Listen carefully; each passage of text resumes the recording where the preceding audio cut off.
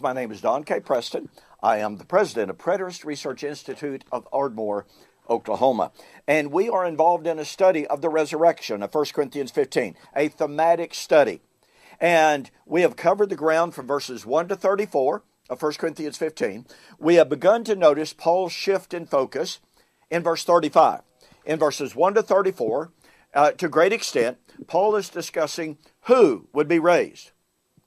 There were scoffers at Corinth, denying the resurrection of those who had died before Jesus. I keep repeating this because it is absolutely critical. 99.9% of all commentators say the scoffers at Corinth were denying resurrection, period. For anyone, for everyone. No, they were not. They did not deny their own resurrection. They did not deny resurrection of Christians. They did not deny resurrection of Jesus. Now look, let me say again, if they did not deny that they themselves would be raised, they were not denying resurrection. If they did not deny that Christians would be raised, they're not denying resurrection. If they did not deny the resurrection of Jesus, they were not denying resurrection. They were only denying resurrection life to those who had died before Jesus, of whom Christ was the first to be raised out from among them. Those are just the facts of 1 Corinthians chapter 15. Well, then we come, as we begin to focus in our last video, with verse 35, with Paul, where Paul says, well, someone will say, with what body? Or how are they, that's the dead ones, how are they raised? And with what body do they come? Now, I want to point out something here that is stunning. And Sam Frost, when he still taught the truth, brings out the power, the force, and the problem of the Greek text that is found here, a problem that some of the world's greatest Greek scholars have and do struggle with. And that problem is this. In verse 35, Paul doesn't say, how are the dead going to be raised?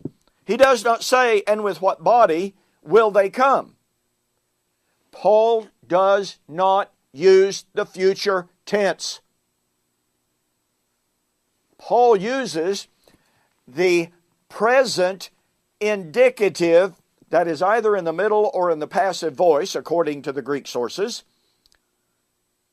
And do you catch the power of that? That literally has Paul saying, someone will say, how are the dead being raised up? And with what body are the dead being raised up? What? Paul? How could you speak of the resurrection of the dead ones as something already taking place? By the way, you need to know that in no less than 10 times, no less than 10 times in 1 Corinthians 15, Paul uses either the present indicative passive or the simple present indicative to speak of the resurrection of the dead ones.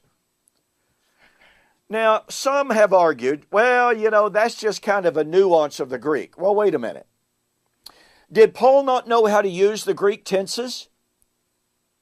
If we're going to lightly dismiss Paul's use of the present indicative passive or the present indicative in 1 Corinthians 15, when he is talking about the resurrection of the dead ones, then why can't we just dismiss the rest of the Greek tenses that he uses?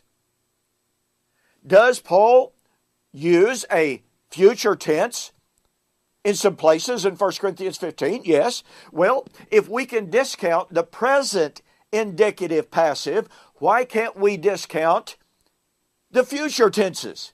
I mean, after all, if we're in the business of discounting Greek tenses, and someone will say, as has been said to me on many different occasions, well, it's more than obvious there was not an already resurrection taking place in 1 Corinthians 15, period. Really? It has been argued with me, Paul knows absolutely nothing about an already but not yet resurrection. Really? Do you realize that Dr. Greg Beale, one of the foremost theologians in the world today, citing John chapter 5, 24 and following, says that Jesus believed that Daniel chapter 12, verse 2, the resurrection at the end of the age, out of the dust, had begun.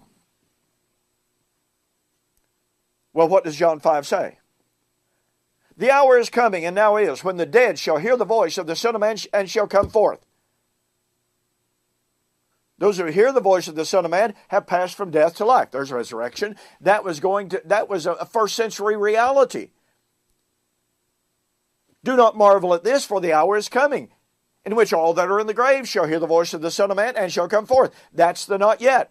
We thus have, in Jesus' own words, an already, but a not yet, of resurrection. And some people say, well, Jesus changes the focus from spiritual to physical. No, he does not. There's not one single word in John 5, and by the way, there's not one single word in 1 Corinthians 15 to suggest that Paul has a spiritual resurrection of some kind already underway and awaiting a physical resurrection. Not one word. That is a presuppositional concept and idea that is completely foreign to the text. For now, simply grasp the concept, the reality, then the undeniable linguistic reality that Paul uses the present indicative passive, something being done to the dead ones, as well as the present indicative to talk about the dead ones already being raised when he wrote 1 Corinthians 15. Now, folks, unless you can point to a whole lot of dead physical bodies coming out of the dirt, then that precludes any idea that Paul has in mind physical resurrection in 1 Corinthians chapter 15. Look, what you need to do, you need to get a copy of this book, Exegetical Essays on the Resurrection, in which Sam Frost delineates and discusses. He documents the struggle of great scholars with the present indicative passive in 1 Corinthians 15. Excellent linguistic analysis. This is not to be simply sloughed off, lightly dismissed.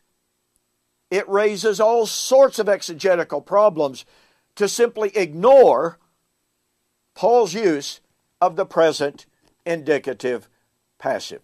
This will blow you away to see how powerfully Paul is using the Greek tenses in 1 Corinthians 15 when he says, how then are the dead being raised?